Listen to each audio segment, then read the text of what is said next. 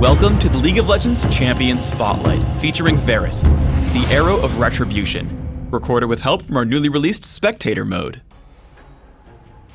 Varus is a mix of a physical ranged carry and caster, adept at whittling down individual targets or assassinating them from afar.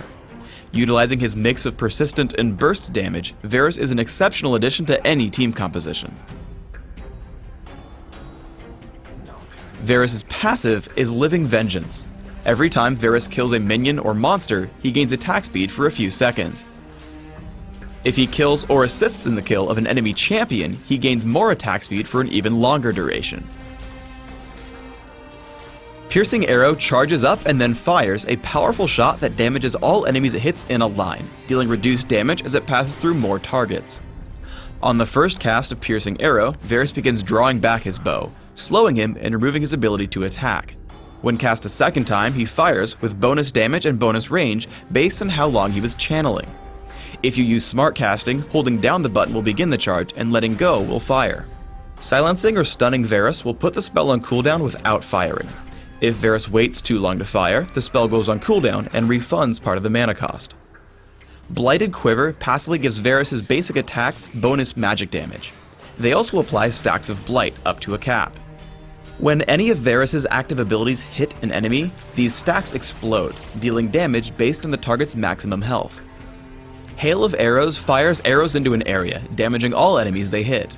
For the next few seconds, enemies in that area are slowed and receive reduced healing. Varus' ultimate is Chain of Corruption. Varus fires out a skill shot nuke that damages and roots the first enemy champion it hits. Immediately after, it attempts to spread to other nearby enemy champions, damaging and rooting them as well. Every time Chain of Corruption spreads, it searches again for new targets, but will never hit a champion more than once. Varus functions exceptionally well in mid lane. Taking early points in Piercing Arrow and Blighted Quiver, try to place stacks on your opponents and then trigger them whenever you can. Doing this will let you whittle down your opponent and win the lane. This gameplay also works well in partnered lanes. Fighting against Caitlyn and Kayle, I constantly apply Blight stacks whenever I can, following up with Piercing Arrow. Finally, Caitlyn gets low enough for me to finish the job. I push the minions to their turret, charge up, and snipe Caitlyn for a long-range kill. As you level up, these combos get easier. Once you reach enough Blight stacks, lock your target down with Chain of Corruption and keep attacking. Toss out Hail of Arrows for the slow as soon as the route ends, and finish off your target with a quickly fired Piercing Arrow. With proper vision, Piercing Arrow can steal important kills from your enemies. I walk across Rise trying to kill the Ancient Golem. After dropping a sight ward in the brush, I back off and charge Piercing Arrow. Once I see him start to burst it down for the kill, I shoot off the arrow, stealing away the golem completely out of range for a counterattack. Flash plus Chain of Corruption lets you pick off running enemies. Basic attacks followed by Piercing Arrow pick up a quick kill. Varus is exceptionally fast at killing Baron Nashor or the dragon. Fire Piercing Arrow immediately after getting 3 Blight stacks. If you time it right, Hail of Arrows can actually trigger 4 stacks.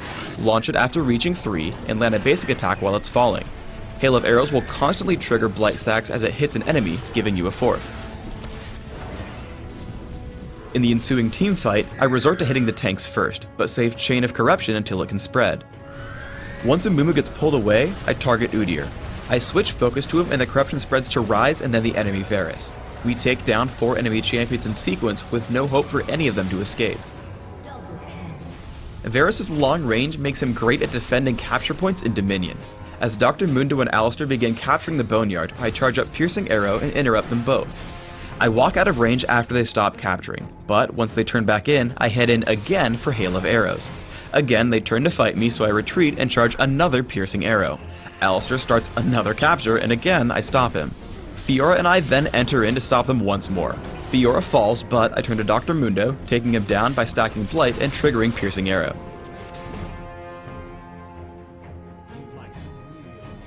As Varus is a physical damage dealer, I focus on amplifying that damage as much as possible. For runes, I recommend flat attack damage marks, flat armor seals, magic resist per level glyphs, and flat attack damage quintessences.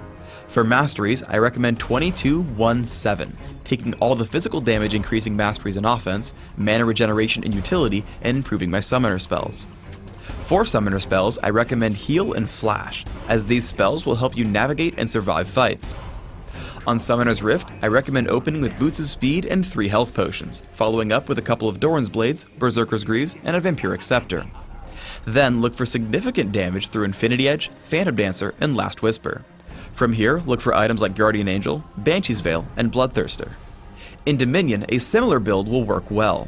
I recommend Boots of Speed, Prospector's Blade, and 2 health potions. Grab Berserker's Greaves and head for Infinity Edge, Phantom Dancer, Last Whisper, and Sanguine Blade. Round out your build with Odin's Veil or a second Phantom Dancer. Thanks for tuning in to the Varus Champion Spotlight. Please subscribe to the Riot Games YouTube channel above, and don't forget to thumbs us up just below the video.